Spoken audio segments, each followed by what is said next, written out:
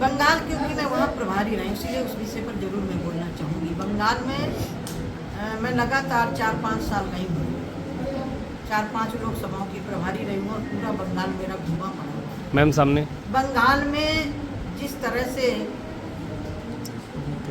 हिंदुओं के घरों में आक्रमण हो रहा है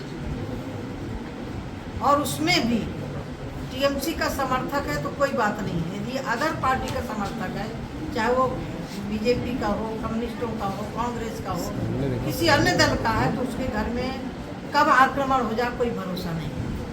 उदाहरण के तौर पर मैं पिछले 2023 में एक सेना से रिटायर फौजी थे, तो सामने उस देखें, फौजी के घर में सिर्फ भाजपा का झंडा लगा था। इशारा कर तो देखेंगे। टीएमसी के गुंडे उससे सैनिक के घर में घुसे, लूट अकेले नहीं की, इतनी कटोरी भी साबुत नहीं छोड़ी थी, खिड़कियों के शीशे भी साबुत नहीं छोड़े थे। उनकी पत्नी पीछे के गेट से कूद के भागी, जलता हुआ सिलेंडर भी फूका गया।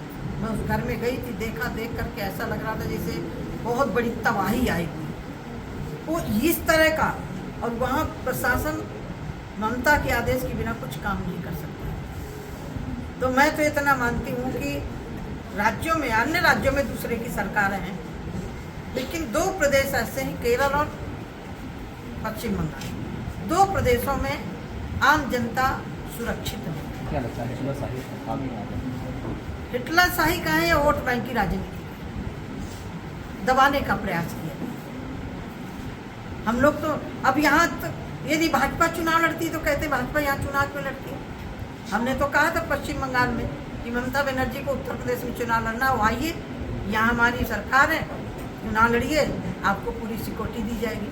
भाई चुनाव लड़ना प्रजातांत्रिक देश में कोई कैसे लड़ सकता है? पूरा देश हमारा है। अब बंगाल तो कोई दूसरा देश नहीं है ना। बीजेपी कहाँ नहीं लड़ेगी? बीजेपी कोई प्रदेश की एक स्टेट की पार्टी थोड़ी है, पूरे देश की पार्टी है, अपने कार्यकर्ता है पूरे देश में, सबसे बड़ा दल है, सबसे बड़ी पार्टी के कार्यकर्ता, जिसमें मैं कह सकती सारे 12-13 करोड़ के लगभग सक्रिय कार्यकर्ता हैं, समर्थक कार्यकर्ता हैं, वो कहीं भी लड़ सकती है। लेकिन जिस तरह से अभी मुर्शिदाबाद जिले में हुआ है, जहांगीरपुर में हुआ है, बैरकपुर में हुआ है, ये कहीं से कोई उसका समर्थन नहीं कर सकता। और यहाँ तक टीएमसी का प्रशासन भी स्वीकार कर रहा है कि यहाँ से हिंदू पलायन हुआ है। ये जिम्मेदारी वहाँ की सरकार की बनती है कि लोगों का पलायन रुके। यदि लोग पलायन कर रहे हैं तो इसका मतलब आपके बस में नहीं है।